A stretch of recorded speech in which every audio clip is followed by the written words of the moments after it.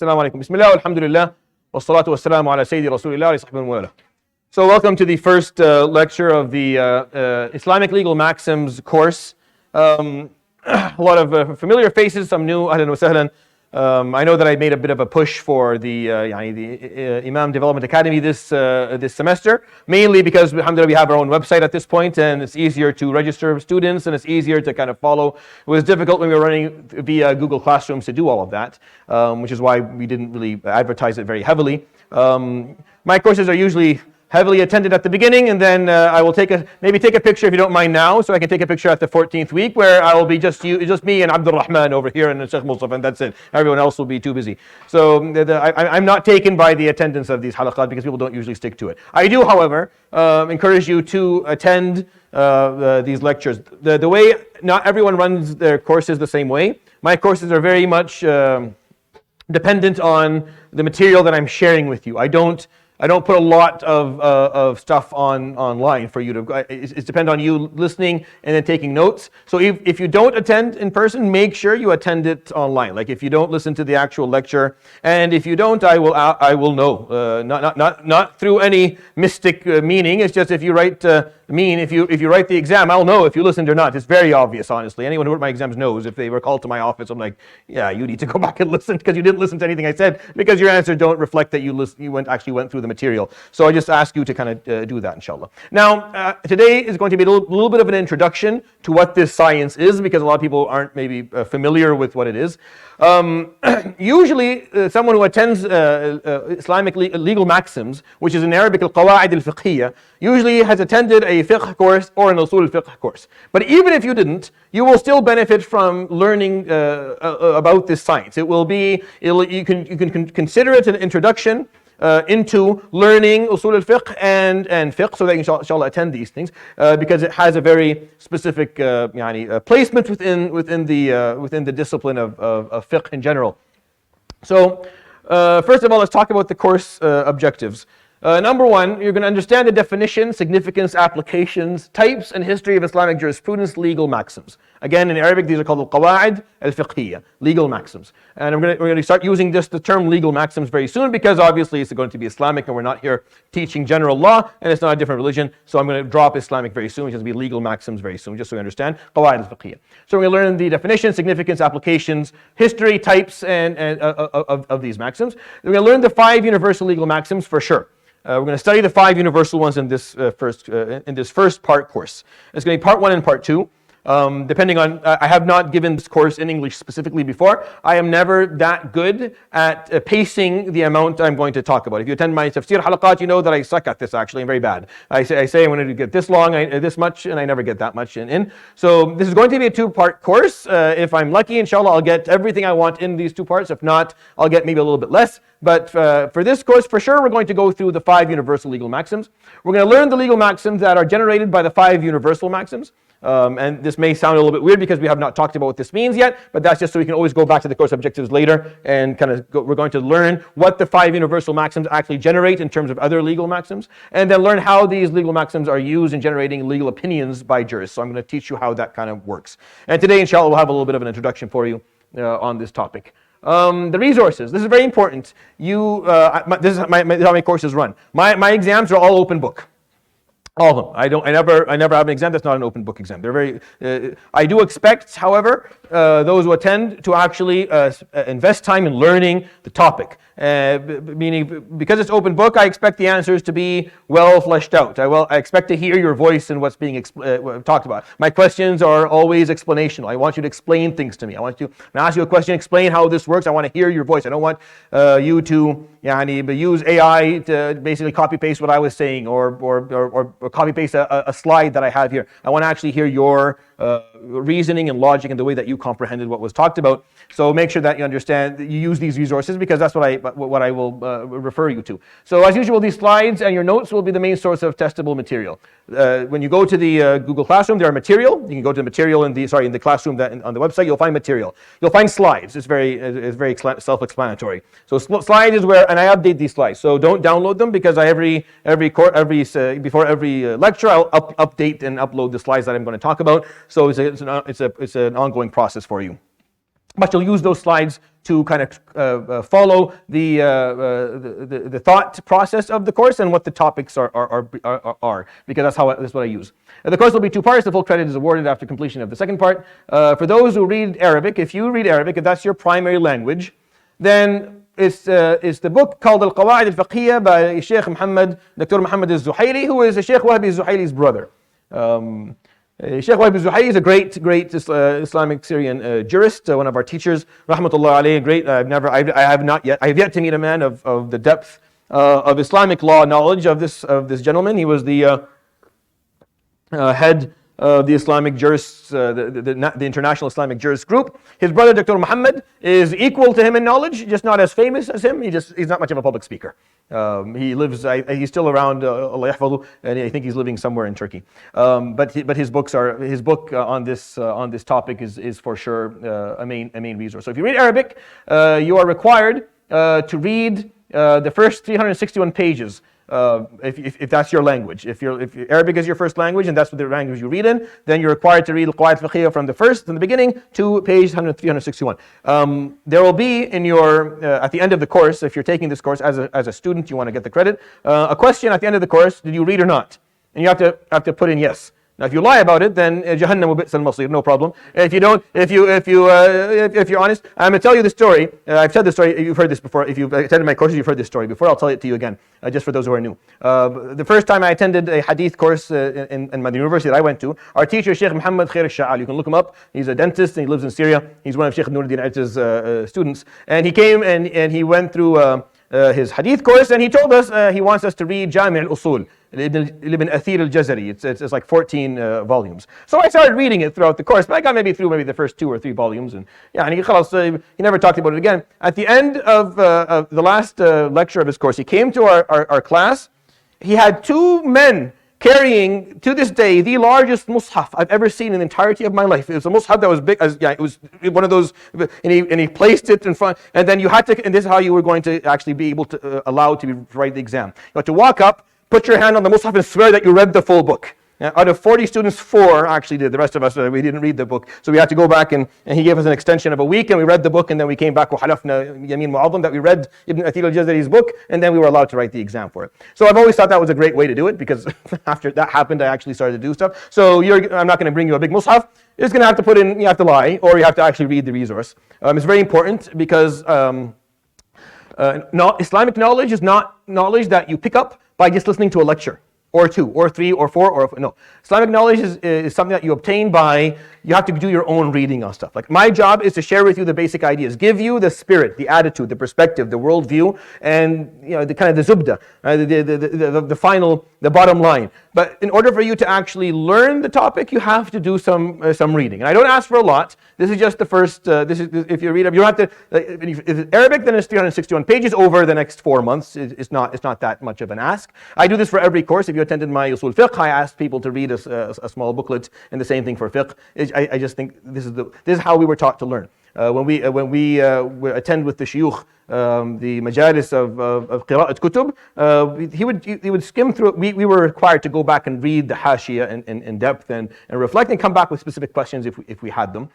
So that's what you're going to do. I'm going to be following the method of that book for this course. So if you're reading Arabic, you'll find that I'm following, basically I'm just going through what he's talking about and just translating it for you in English, and it's easy that way. For those who can't read Arabic, there's a main resource. You'll go to the slides, and you'll go to the material, and you'll find main English resource. It's a thesis written by a gentleman by last name Al-Ghriyani. I think he's a Libyan gentleman. I think it was for University of Exeter. And it's Allah yajzi al-khair yani. What he really did is he just took the book that I told you to read in Arabic, and he basically just translated it into English. And he added some stuff to it. Like, he added a little bit of stuff, but he really almost, some of the paragraphs are verbatim, like word for word, just translated from one language, which is not a bad thing. It's actually very helpful. So the requirement is to read the 270 pages. That's the requirement. And then reading the resource named Mandatory English Reading is also a requirement. You find those two. So main English resource and mandatory reading. The other one is maybe 70 pages. It's just it's an article in Yaqeen Institute that was posted a number of years ago that kind of does a little bit of a summary on Qawa'id Fiqhiyya or legal maxims. So if you read English, it's going to be somewhere around 350 pages, and if you do Arabic, it's 360, so it doesn't really matter. So take your choice and do what you want, but you're going to have to read one of these two choices, either the Arabic or the English one.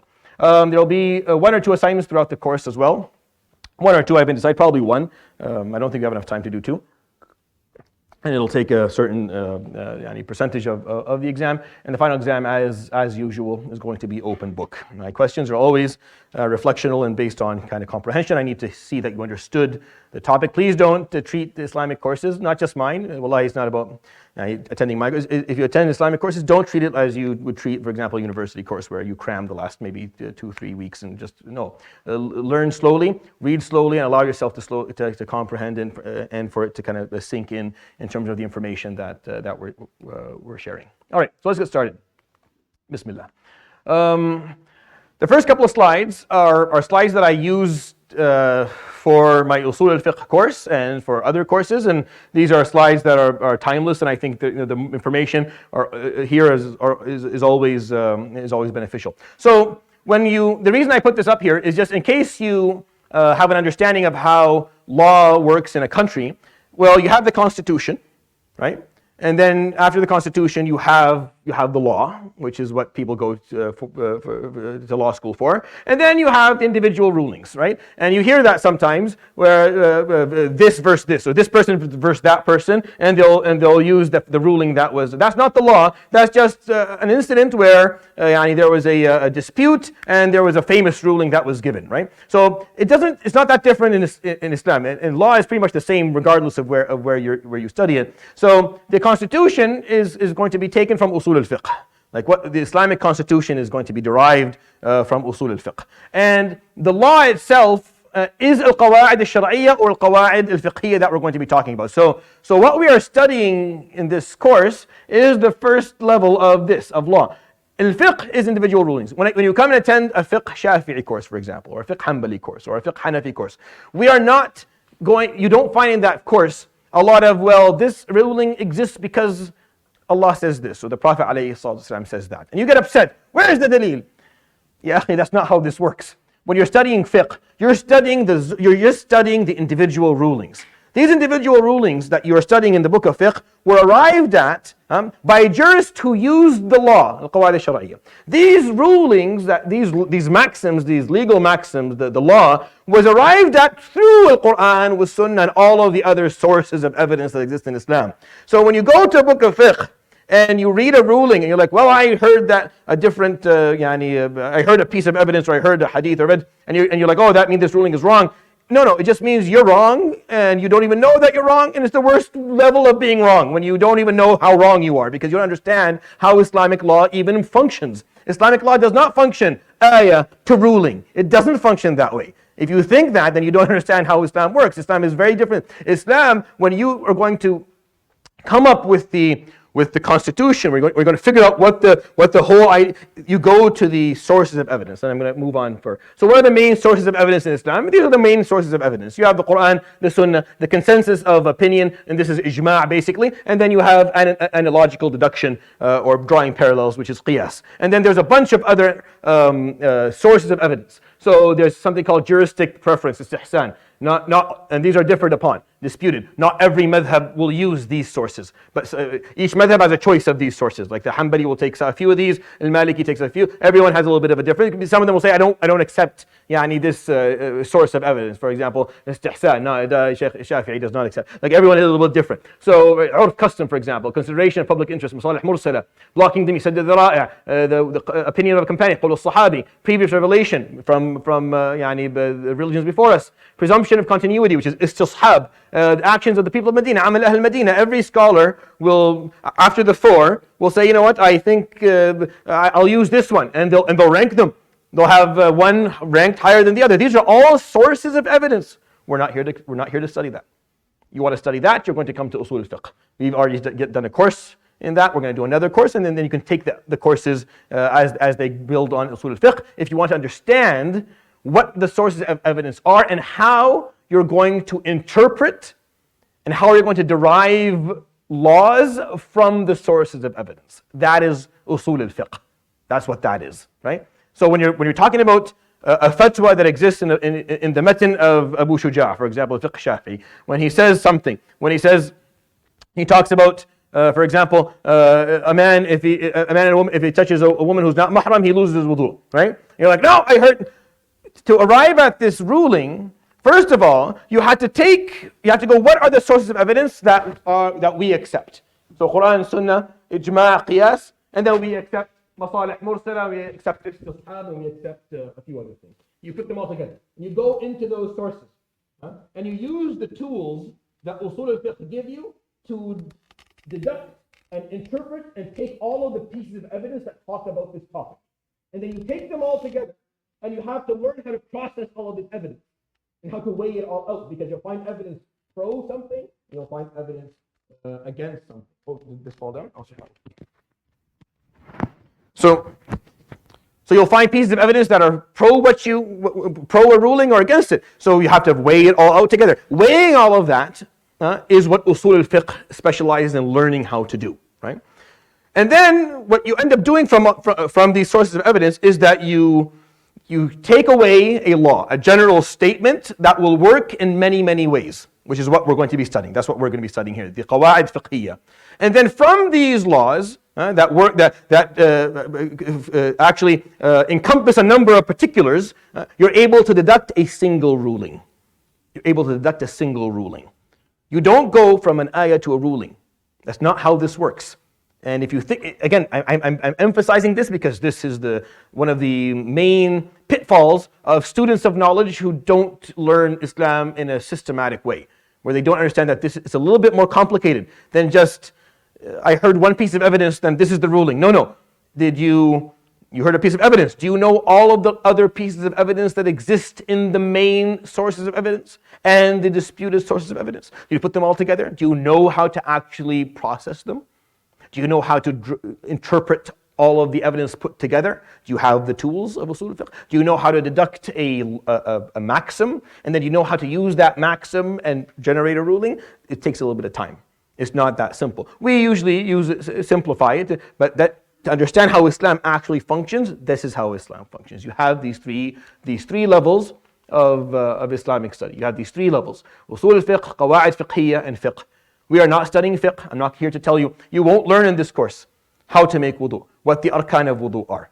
You won't learn in this course what the arkan of salah. I won't teach you any of this stuff. You want to learn that, you attend a fiqh course.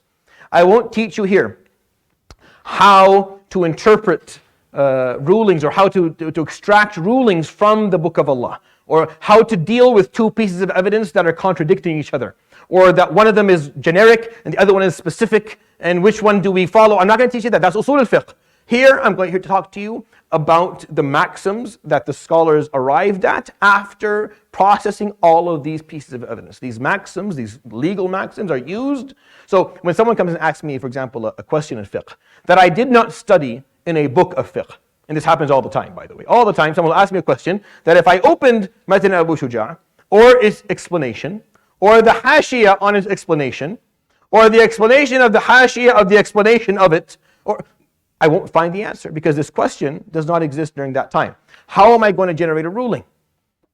I have to have a legal maxim that I know in this instant is applicable upon this example. That requires for me to understand a number of things. I have to know, first of all, whether this legal maxim is universal versus not universal. I have to know if it meets the criteria that allows me to apply it on this given instinct. If I don't do that, if I just quote a verse or I quote a hadith, then I am very likely to make a mistake. I'm very likely to make a mistake, because that means I didn't understand how this works. It's not, you can't use a single piece of evidence almost for anything within the deen.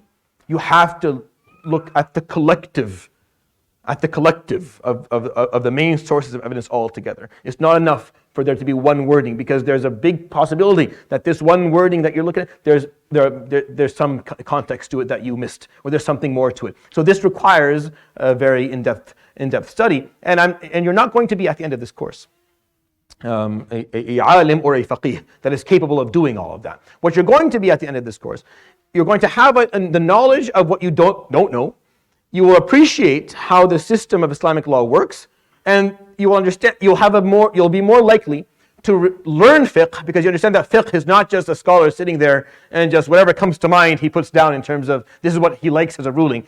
You'll understand that for him to arrive at a hukum, it took a lot of steps. He had to work for many, many years, and not alone, collectively with a lot of people, to be able to deduct these rulings. So you have an appreciation for how hard it is to actually write a text in fiqh and be able to back it up. And you'll have an appreciation for usul al-fiqh, because in order for you to generate these maxims, you have to understand what the main sources of evidence are and how to extract rulings and how to extract maxims from these sources of evidence, which is a very important part of what Islam is. All right.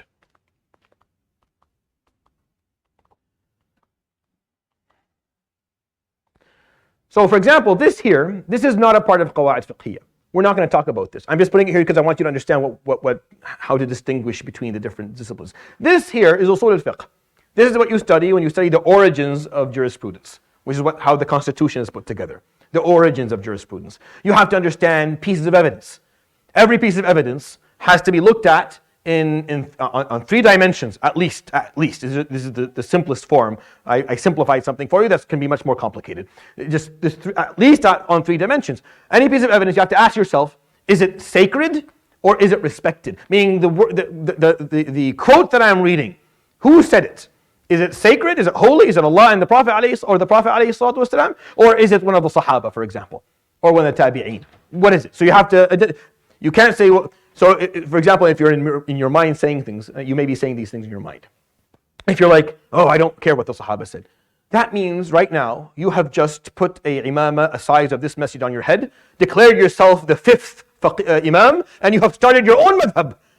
And you decided that I will never accept the wording of a Sahabi as evidence. And if you are qualified to do that, then go ahead, start your new madhab. If you are not, then you have to understand that statement itself is what an imam is required to establish whether he's going to say or not. You have to have that level of knowledge to be able to say something like that. So you can't say, I don't accept something that's not sacred. It has to be sacred. Then start your 5th madhab, give it a name and write a book and get your followers. Otherwise, no. Every piece of evidence is meaningful. In a court of law, there's exhibits, right? There's A and B and C and D. Forget about the variety. Think about it as a hierarchy. So you have level A evidence, right? And level B evidence, and level C evidence, and level D, and level E, and F, and G, and level M, and N, and levels. You have all these levels of evidence. You can't say just because a piece of evidence is low on the list that it's not evidence. It's still evidence. It may not be A evidence, but it's evidence. And it still has a weight. It may not be as heavy as level A, but it has weight. There's importance to it. If you have a level A evidence on one side, and then 50 level C evidence on the other side, jurists will stop for a moment and think, because it's starting to balance. There's something here. So we start looking, well, why is it? Why do I have on one side a level A and on the other side a level C? What's missed? Something must be missed. There's something there. So jurists, usuliyun, the scholars of usul, the scholars of origins of jurisprudence, their job is to give every piece of evidence from the main sources a level. What is it? So first of all, is it holy or is it sacred, right? Second of all, so that's in terms of sanctity or weight. In terms of authenticity, is the piece of evidence definitive or is it probabilistic? Probabilistic is different than definitive. Quran is definitive. Every word in the Quran is definitive. Most of the Sunnah is probabilistic and everything that came after it, right? It was different. This piece of evidence that I'm looking at, is it sacred or is it respected? Now, I've established it's sacred. All right. Is it definitive authenticity or is it probabilistic authenticity, right? Is it very likely that it's said the way it is, or is it for sure, right? Then you have to because they're not the same. You can't equalize between a piece of evidence that you have no doubt about the exact wording of it versus a piece of evidence that there is a 25% chance that maybe it's not said exactly this way, or there's a piece of context that's missing to it. And then you have to look at indication. What is this piece of evidence indicating? Is it indicating a definite meaning, or is it indicating a probabilistic meaning? For example, ثلاثة قروء in the Quran. What does قروء mean? The word قروء, what does it mean? Is it definite or is it probabilistic? No, it's probabilistic. There's 2 meanings to it, so it's not definite. قل Qul huwallahu ahad, definite. There's no two ways to understand this word. Like you can't understand it any other way than the way it's being said. So it's definite. So when you take any piece of evidence, you have to establish. It could be respected. It could be definitive. It could be respective and definitive. How? Well, it's a wording from Sayyidina Mathan Umar, but it was narrated to us through tawatur, meaning 50 of his followers narrated to us, and 50. So we have multiple chains of narration that he said this. So we know for sure he said this. So it's a definitive level of authenticity, and then it has a definitive meaning or probabilistic meaning, depending on what he said here. So every piece of evidence is going to be given at least 3 dimensions, right? And it's to be ranked level 8. That's what usul al-fiqh does. Usul al-fiqh looks at this. I'm spending a little bit of time talking about something else so that you can understand what we're going to be studying, just so you understand. Fiqh is easy. I'm not going to talk to you about what's halal and haram in muamalat. I'm not here to talk to you about how to perform your prayers or what is acceptable in terms of zakah or hajj. None of that's going to happen. That's that you want to learn that, you attend fiqh. Usul al-fiqh studies pieces of evidence. It takes the constitution, Quran, Sunnah, Ijma', Qiyas, and then it takes all these pieces of evidence and it starts to rank them and put them together and then process them. What comes from all the processing? Al-Qawa'id al-Fiqhiyya. What comes from all the processing are the legal maxims. That's what they end up arriving at. You process all this evidence that you have and you end up coming with rules. It's a rule. You'll see they're very beautiful. This discipline is one of my favorite disciplines. I say this about usul al-fiqh but they're very connected. Like Qawa'id al-Fiqhiyya, legal maxims, is considered a subdivision of usul al-fiqh, of origins of jurisprudence, which is what my specialty is in Islamic law, along with tafsir. This here is an extremely enjoyable topic for those who care about how law is generated and how to deal with law. If that's not what you care about, you may get bored at some point during this during the course of this course.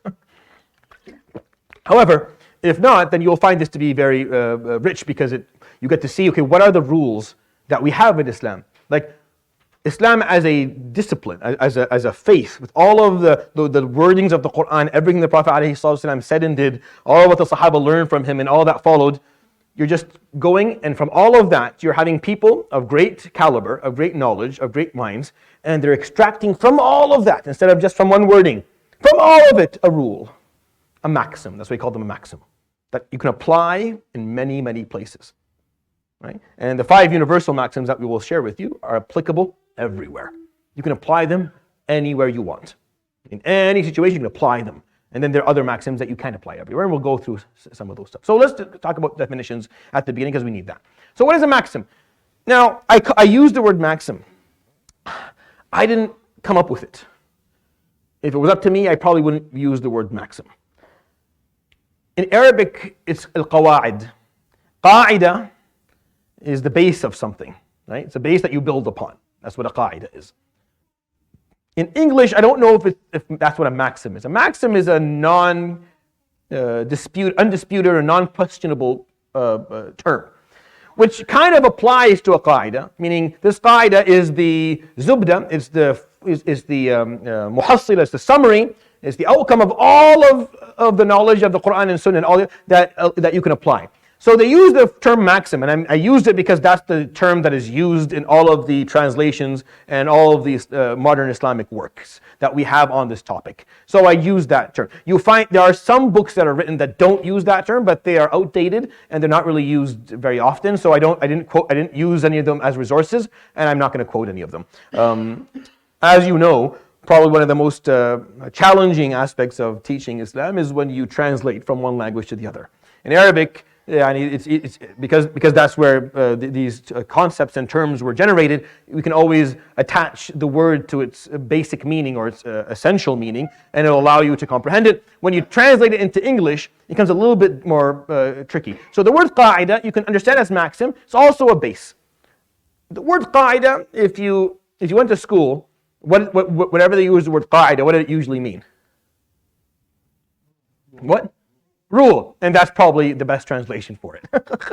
So if I want to be really honest with you, I think if I had my choice here, it would probably be Islamic legal rules more than maxims. But that's the word that they used, so I'm going to just kind of play along and you'll play along with me, and we understand that really what they are, they're rules. They're rules that are extracted from the totality of all the sources of evidence. Not from one or from two, from all of them put together. This is a lot of work, obviously. This is like a lifetime of work, which is why this is a discipline that came into play a little bit later. And I'll go through the history of this discipline with you, because you'll find other disciplines started much earlier in Islamic history. This one started a little bit down the line, because this required scholars to dedicate a lot of time to look at all of the sources of evidence and extract from them these rules, or what we call maxims. So that is what a legal maxim or jurisprudence qaida. So I'm using the three terms here, right? So we're going to call it, we can say legal maxim, we can say jurisprudence qaida or qaida fiqhiyya. I'll use these terms interchangeably all throughout the course when I speak to you or when I write them in the slides. All three are the same thing. Legal maxim, jurisprudence qaida, or qaida fiqhiyya, all the same things. And what they are, it's a rule. I'm going to show you the definition, so we'll just wait for a second. I'll show you the definition in a moment. So we'll come back to this. Nope, this is not what I want. Nope. There we go. So there are maybe 15 to 16 different definitions of a qaida fiqhiyya. I chose for you two of them. One of them written by Tajuddin al-Subki, rahimahullah, and we'll talk about him because he's an important figure in this discipline. Shafi'i rahimahullah, and the other one by Sheikh Mustafa Zarqa rahimahullah as well, who also provided a definition. So, and then I put like the way I look at it. So Subki's definition is so he calls it a comprehensively valid rule which applies to many particulars so that their legal determinations can be comprehended from it. Zarqa's definition said general fiqh principles which are presented in a simple format consisting of general legal rulings of the particulars related to it. So instead of saying, when I talk about this, for example, this water here, and I say this water is tahir, that is an individual fiqh rule. That's a fiqh ruling. Right? A qaida fiqhiyya would state that all water, unchanged, natural, is tahir. That's a qaida fiqhiyya, right? And that's the closest I can get to for a legal maxim. But that legal maxim is so specific, it's not going to make it to the highest maxim. It's not a universal one, because it's only applicable to water. It's not applicable in general. If you're able to pull out and say everything that is natural, untouched by the human hand is tahir, for example, and we don't have that because that's not actually agreed upon. I'm saying the more you pull out and the more generic the term is, the more it is a legal maxim rather than an individual ruling. So rulings are talking about specific incidents, and then legal rules or legal maxims or qaida fiqhiyya is when you're zooming out and trying to give a general rule. You do this in life all the time, right? You do this in life all the time. You make rules within your household and with your children all the time, or you just a general rule. A general rule is, for example, you don't hit. It's a general rule, right? You don't hit, and then of course you hit, and because you're different. But aside from that, the general rule is we don't hit, and then there's always going to be, well, how applicable is this rule? Is this rule applicable with no exception, or is there some exception to it, right? If an intruder comes into the house, what about that? If someone breaks into the house and is harming my, do I hit? Then when I talk about legal maxims, it's a general rule. The more this rule is applicable, and the less exceptions there are, the higher this rule and this maxim will rank within Islamic legal maxims. And the more exceptions there are, the lower this maxim will rank, and you'll find it to be something different, as I'll explain in a moment. So the way I define it is general legal principles used to generate rulings on particular issues to which the general principle can be applied. That's how I would define it. It's a general principle. It's a general principle that you use it to generate rulings on specific issues. Which issue? The issues that this general ruling will apply to. So all of the issues that this rule applies to, you can always use it to generate a ruling into it. And fuqaha who are going to sit and answer questions, they have to know these rulings. They have to know these rules and these maxims. If you don't, then if they ask you a question that is not stated specifically in the book of fiqh, you're stuck. If you don't know these, based on what are you giving an answer?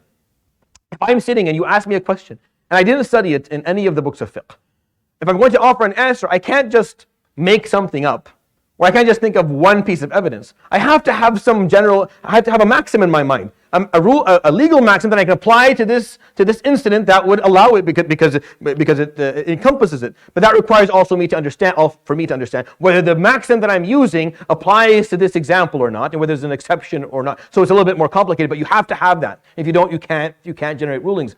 That's why when you study fiqh, ya akhi, you are not a faqih. You're not allowed to give fatwa. What you studied is for you to practice your deen. You can't offer people fatwa based on the study that you just made. You can tell them based on this is what the book of fiqh says, but for your specific ruling, unless you've studied usul al-fiqh and you know the legal maxims and you have the ability to actually take this maxim and apply it to their situation similarly to how it was applied to yours, then you don't have the ability to do that. And that's where a lot of this Islamic knowledge salad comes in within our community, where everyone just wants to filsaf and talk about everything, and they don't know where, and we have that where we want to. Islamic knowledge has to be spread, but you have to know what it is that you are capable of spreading and what you are not.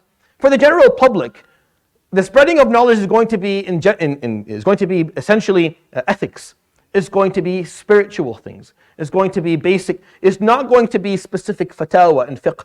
It's not going to be individual rulings, because that requires a different set of skills that unless you acquire or obtain, then you shouldn't be doing this. And that's where a lot of the problems come. If someone comes and he starts pointing out that was wrong to someone else and they start fighting, it's because that's not how this is done. You don't know how this works. You can't just, So it's a little bit more complicated. So that's the definition of the legal maxim.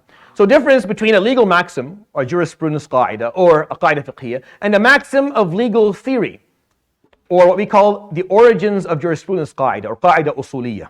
Right? These are different.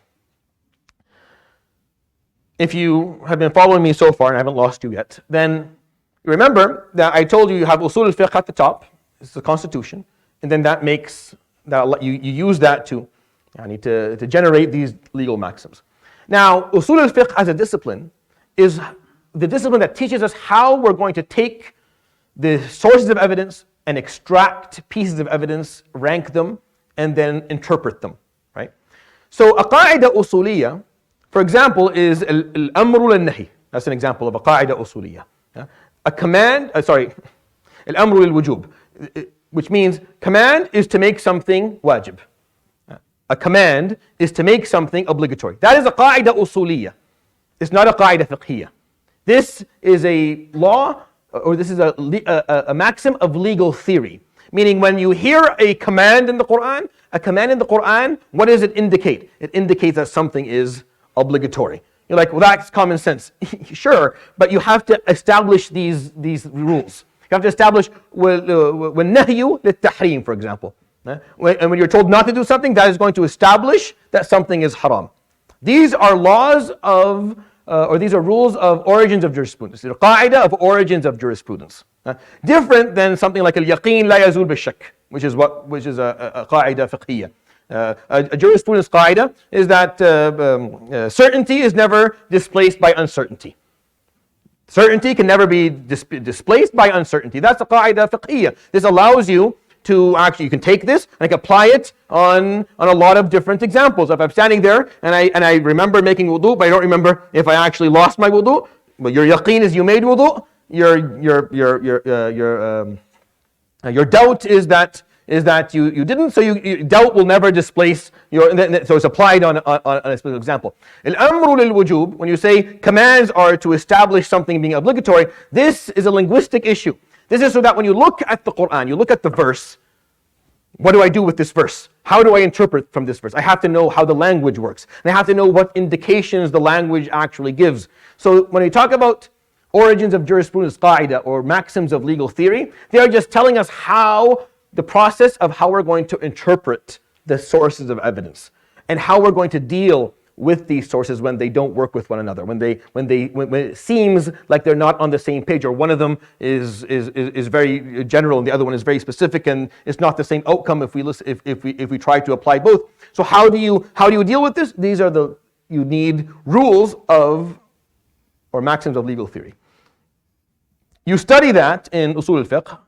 The course that we ran in Usul al-Fiqh here, we didn't get there. We didn't get that far, because that's a little bit, we talked about some of them. Like if you attended it, you have heard al-amr al-wujub, you have heard an-nahy al-tahrim, you've heard these phrases we've used, but these are the qawa'id usuliyya. These are maxims of legal theory. Legal maxims that we're going to be studying here are different. These are maxims that if you learn, these are rules that if you learn, you can take and you can apply on individual, a multitude, many individual scenarios and incidents. That's what these are for, right? But in order for you to do that, you have to understand what they mean, and you have to understand how far does their reach go, and where there are exceptions to it, so that you don't over-apply it or you don't under-apply it as well.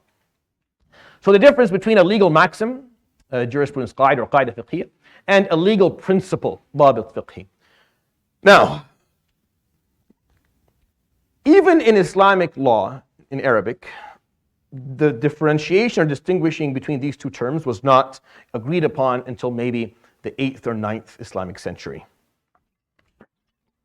It took a long time to distinguish. So if you study very old books on قواعد فقهية like الأشباه والنظائر يعني لابن الملقن, if you go back far enough, then you'll find that they'll use the word قاعدة and ضابط فقهي almost interchangeably. It only matured into there being a difference between them later on. And that comes down to understanding, and I'm going to talk to you a little bit about the history of how this discipline came to be, because it's very important for you to appreciate that, because this is one of the disciplines in Islam that is growing on an ongoing basis. And it will continue to grow for a number of years to come. And its growth is actually going to be extremely critical for our survival as an ummah. Like the need of this discipline is beyond what I can even begin to explain to you. I can't emphasize how important this discipline is for the ummah to understand and to learn and to start, and for there to be active academic efforts in establishing more of these maxims, because this is how we will preserve the rulings within our deen and preserve the proper behaviors that we require. So the qaida fiqhiyya and dabit fiqhi, the word dabit I use principle, legal principle, and that's how I'm going to explain it. It's just, the difference is just reach. So the qaida fiqhiyya, the legal maxim, is a little bit more of an umbrella term. There's a lot of this will apply to specific situations under almost every discipline of fiqh, right? Al-dabit fiqhi is a rule, is a principle, but it's a principle that only applies under a specific chapter of fiqh. Like if you have a rule that only applies, for example, under the umbrella, under the chapter of zakah. It's a rule, but it only applies, for example, what I told you a few minutes ago about the water. All water that is untouched and unchanged and natural is tahir. That is a dabit fiqhi. That is a dabit, that's a legal principle. Because it only applies under one chapter of fiqh, which is water, which is tahara. It doesn't apply anywhere else. It's still a rule, but because it only applies to one chapter, only applies to less situations, called a dabit. So the difference between the word legal maxim and legal principle is just the reach. Legal maxims just have a broader reach. Legal principles are for more specific situations. And I explained to you that these maxims are going to, based on how far their reach is and how few exceptions there are, they are ranked in how high they are or how low they are. Now, for a Muslim who's just starting to study Islam and do talab ilm, you're required, in my opinion, to know the 5 universal ones that everybody agrees to, that are central to our deen. And then the more you study, the more you're going to do talab ilm, you should know more of these universal or general maxims that the fuqaha use. So the difference between a legal maxim, jurisprudence qaida, and a legal theory or nadariyya fiqhiyya. This is the opposite. So let's go to this. I have this diagram for you. It's corny, but this is how I want you to understand what it is that we're studying here. So you can take a few minutes and look at it. So sources of evidence: Quran, Sunnah, consensus, analogies, custom, public interest, opinions of companions, actions. These are all the sources of evidence that we have. Right? Any given situation, we're going to have a piece of evidence that's taken from one of these. Not everything in Islam, by the way, has a piece of evidence that's taken from the Quran and Sunnah specifically. Sometimes we don't have something talked about there. We have to go and search elsewhere. You have to see what did the Sahaba do. That's a piece of evidence. If Umar did something, that's a piece of evidence. You're like, well, yeah, but not everyone. It's a piece of evidence. I didn't say it is a level A evidence. I said it's a piece of evidence. Ranking it is what usul al-fiqh does. Figuring out how heavy it is and who's going to apply it, that's what that's usul al-fiqh. You have to figure out what to do with this piece of evidence. So when you take all these sources of evidence, the way that you're going to generate fiqh, the way that Abu Hanifa one day sat and started saying, all right, in terms of tahara, let's begin. What waters can we use? How to use water? What can water actually perform in terms of removing najasa? He starts talking about this stuff. Where is he going to be able to start building fiqh? He has to go to the sources of evidence. But the transmission from sources of evidence to having fiqh, you need maxims of legal theory, qawaid usuliyya. You have to know that al-amr lil-wujub, that when a command is given, that means it's obligation. So that you can say that wudu is wajib because he said, Ya ayyuhalladhina amanu idha qumtum ila as-salati faghsilu wujuhakum. You have to know that. Yeah, it's like this is a simple piece. Everyone knows that. Yeah, I'm giving you simple examples. The deeper you go into usul al-fiqh, the more complicated it becomes. And again, I'm trying to encourage you after you finish this course to go and attend the usul al-fiqh course, so you have a better understanding of how that works, and then attend fiqh, so you have a better appreciation of how this whole thing kind of comes together. This is not random. I don't think people fully appreciate the amount of work that the scholars of our ummah put in to generate the ilm that we have. Like, and sometimes it's also almost even a little bit of a negative vibe. All of these books of fiqh and all of these opinions, and we don't need any of this. We go back to what? Quran and Sunnah. Yeah. What were they using? Torah and Injil. What were they using? What was that? What were they doing? What do you think they were doing? Of course, that's what they were doing. The top on the list of every scholar was those two things. But it's a bit more complicated than that. It requires more skill sets. And the more you understand how it works, the more appreciation you have for the ilm that exists, and then you actually learn it with a certain attitude that's appropriate. My issue is not just that you learn. My issue is that you appreciate what you are learning, and you understand the value of the knowledge that you have, and you have the right adab in terms of accepting it, and the right adab in terms of teaching it, and then practicing and implementing it as well. And that's what we're missing a little bit here. I think because we're in an era where we have AI and we have so much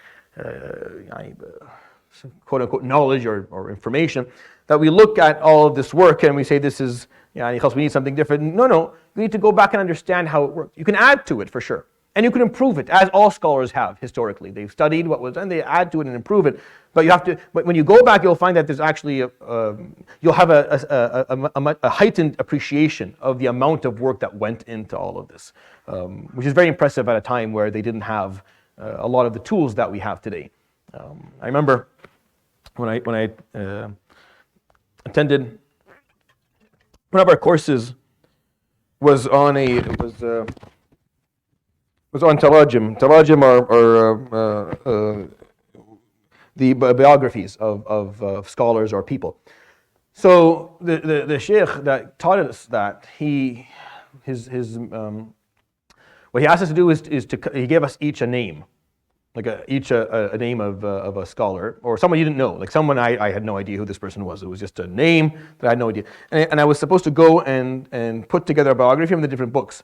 Now, my first inclination is just to download it's just a program that you put on your computer. It has like 70,000 books, and you just punch in the name and you get everything. So his shart was that you would not use technology at all, and the goal of this was not to humiliate us, even though it totally did. The point of it was for us to appreciate how difficult it was for someone like Imam al-Nawawi, or for example, Ibn Hajar al-Asqalani, or someone like al-Qarafi, to actually put together the collections of knowledge that they did. Because every sentence, after I did this, every sentence in every book, I'm like, that took a year.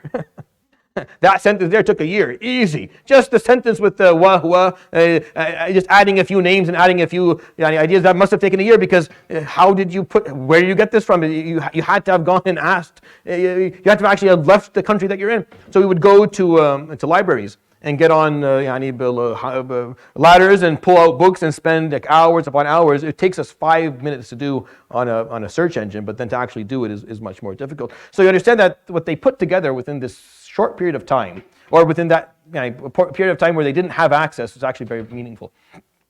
So you need maxims of legal theory, to start generating what fiqh is, like the whole discipline of fiqh. Now the discipline of fiqh has these levels. The first level is legal theories, which is a nadariya fiqhiyya. And this is before legal maxims. This is a discipline that has only begun in the last 10 years. It's a very, very new discipline. It doesn't really, you don't have books on it because before maybe more than, 10 years, 30 years ago when I was a kid. So more 40 years ago. So it's less than a century old, because the nadariya fiqhiyya is going to be, it's a legal theory.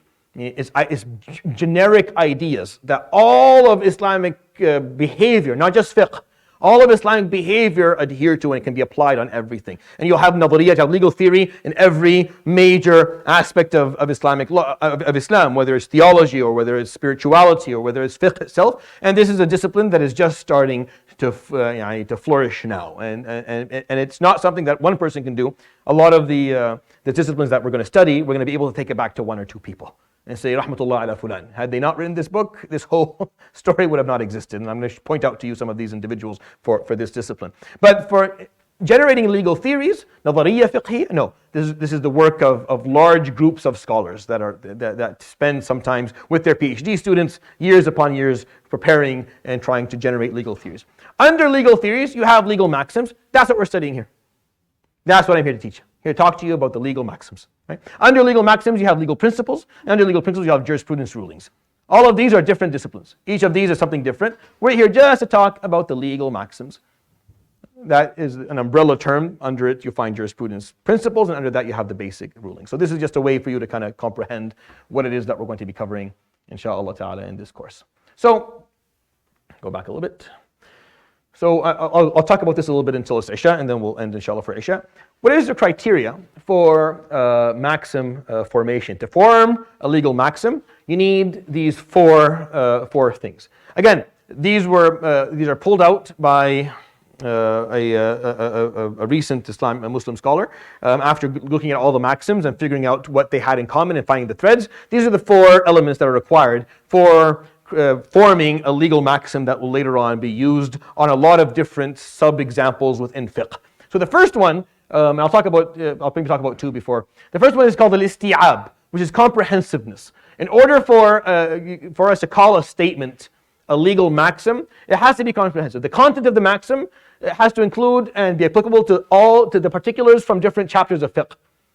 It can't be applicable just to one chapter. It can't be applicable just to one example. If it's applicable just to one example, at best it's going to be a dabit fiqhi, or it'll just be a ruling. It has to be comprehensive. It has to cover all of the examples, regardless of under what or which chapter of fiqh it falls. Like, it has to be a rule that you can apply it to examples that have similarities under all of the chapters of fiqh, and it still applies and it still works. So it has to be comprehensive regarding the chapters of fiqh that commonly. So the example that I gave here, just for your for your knowledge.